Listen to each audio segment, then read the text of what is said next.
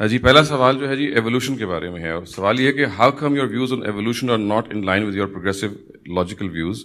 Staunch evolution theory supporters like Christopher Hitchens and Richard Dawkins have strong arguments against the usual non believing arguments.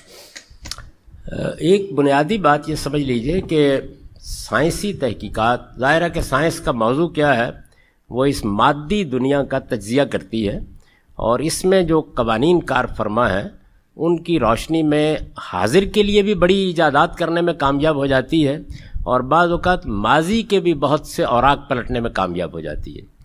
تو science نے جو حقائق دریافت کیے ہیں، یعنی جو فیکٹس بن چکے ہیں، حقائق دریافت کیے ہیں، وہ ایک الگ چیز ہے.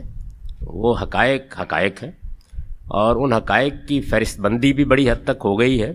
فاسلز کے جو ریکارڈ ہیں وہ بھی بڑی حد تک اب مرتب ہو گئے ہیں. کوئی بھی نئی چیز کسی وقت دریافت ہوتی ہے تو ان ریکارڈ میں ایک اضافہ بن جاتی ہے. ایک چیز یہ ہے. دوسری چیز یہ ہے کہ ان حقائق کو ایک ایکسپلینیشن دی جائے. تو حقائق کی ایکسپلینیشن کبھی حقیقت نہیں ہوتی، وہ ایک نظریہ ہوتی ہے، تھیری ہوتی ہے. بعض اوقات وقت اسے حقیقت بنا دیتا ہے، اور بعض اوقات وہ تھیری ہی رہتی ہے. تو ایوولوشن ایک نظریے کے لحاظ سے تھیری ہے، نظریہ ہے، اور کچھ حقائق ہیں جن کو ایکسپلین کر رہا ہے. اگر کوئی شخص ان حقائق کی کوئی دوسری ایکسپلینیشن دے دے تو وہ بھی اتنی ہی قابل غور ہونی چاہیے جتنی ایک ایوولوشن کے قائلین کی ایکسپلینیشن قابل غور بن رہی ہے. تو میں کئی جگہ یہ عرض کر چکا ہوں کہ لوگوں کی عام غلط فہمی یہ ہے کہ ایک طرف نظریہ ارتقاء یا ایوولوشن کی تھیری ہے، اور دوسری جانب مذہبی لوگ یہ کہتے ہیں کہ اللہ تعالیٰ نے ایک دن 4 فرشتوں کو بھیجا کہ وہ 4 بر اعظموں کی 4 ہی تھے جب لوگ یہ بات کر رہے تھے، اس کی مٹی اٹھائیں اور اٹھا کر لا کر ان کا ایک پتلا جیسے بچے بناتے ہیں اس طرح بنائیں، اور بنا کر اس میں انہوں نے روح پھونک دی اور اس کے بعد وہ انسان بن گیا. تو لوگ یہ خیال کرتے ہیں کہ ایک طرف یہ تخلیق کا نظریہ کہا جاتا ہے، یہ ہے، اور دوسری جانب ایوولوشن کا نظریہ ہے یا ارتقاء کا نظریہ ایسا نہیں. یعنی جو حقائق اس دنیا میں موجود ہیں ان کی ایکسپلینیشن کے لیے ایک طرف ارتقاء کا نظریہ ہے، دوسری جانب قرآن کا بیان ہے. اور قرآن مجید کا میں بیان جو ہے وہ آپ کے سامنے رکھ دیتا ہوں، اس سے پھر آپ تطابق کر لیجئے گا کہ جو نتیجے نکالے جا رہے ہیں اس سے وہ کتنے صحیح نتیجے ہیں. قرآن مجید یہ کہتا ہے کہ بدا خلق الانسان من طین، ہم نے سمندروں کے کنارے کی چپچپاتی مٹی کے اندر، طین لازب دوسری جگہ اس کو کہا ہے، مٹی کے اندر وہ پروسیس شروع کیا جو اس وقت ماں کے پیٹ میں ہوتا ہے. کیا ہوتا ہے؟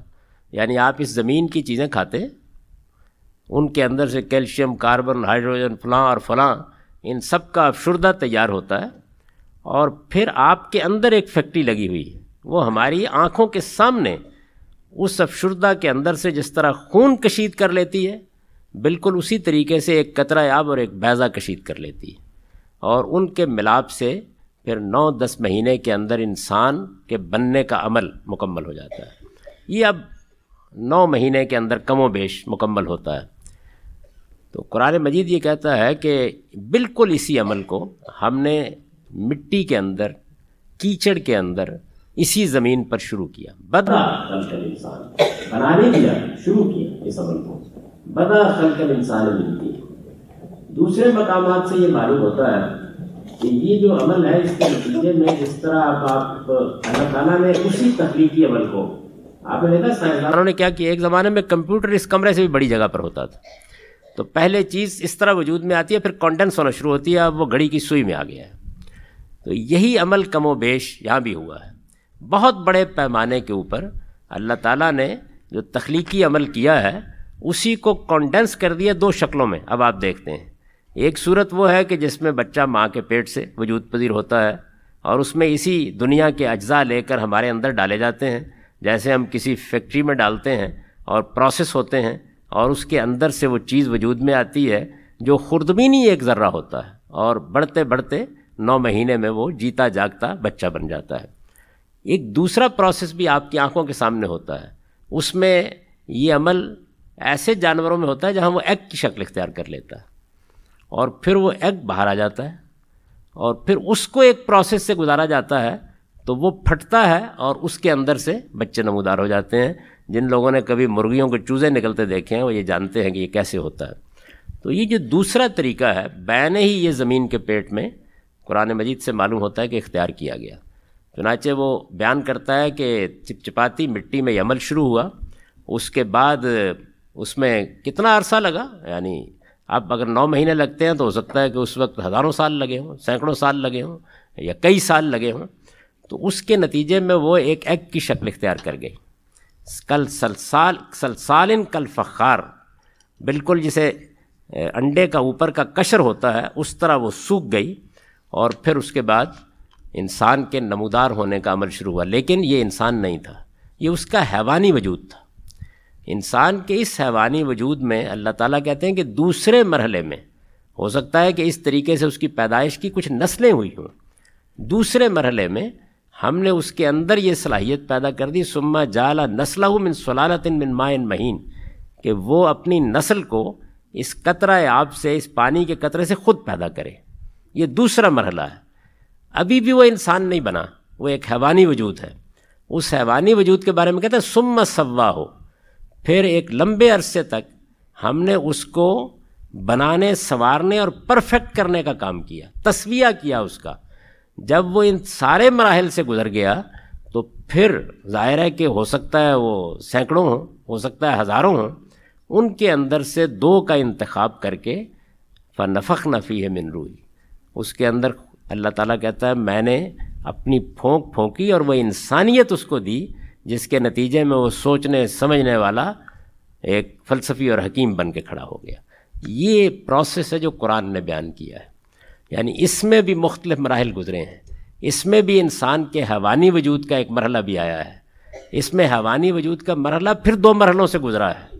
اس کے بعد جا کے انسانی شخصیت انسان کو دی گئی ہے.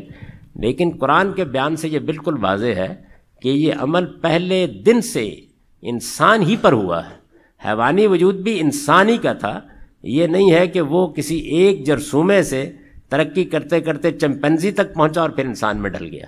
یہ فرق ہے دونوں نظریوں میں. اب دونوں کو آپ تول کے دیکھ لیجئے کون سا نظریہ علم عقل کی میزان پر پورا اترتا ہے. اس وقت جب تو فیکٹس سامنے آئے ہیں اس میں سے ایک ایک چیز اس نظریے کے بالکل مطابق ہے, کوئی اس کے خلاف نہیں ہے. اور ارتقاء کی ایکسپلینیشن کے مقابلے میں قرآن مجید کی یہ بیان زیادہ سائنٹیفک, زیادہ مبنی بر حقیقت اور زیادہ قرینے قیاس ہے. اس کا مطلب تو پھر یہ کہ ایولیوشن تو ہوئی ہے لیکن اس کی نوعیت بالکل مختلف ہے. جی ہاں, بالکل ایسے ہی. یہ قرآن مجید کا بیان ہے اور اس بیان کی روشنی میں دیکھیے کہ یہ کون دے رہا ہے. تھوڑی دیر کے لیے بھول جائیے کہ وہ خدا کا پیغمبر ہے. عرب کے صحرا کا ایک بدو ہے جو یہ بیان دے رہا ہے. اور آپ اندازہ کر سکتے ہیں کہ توہمات کی دنیا میں, کہانیوں کی دنیا میں وہ انسان کی تخلیق کو کیسے بیان کر رہا.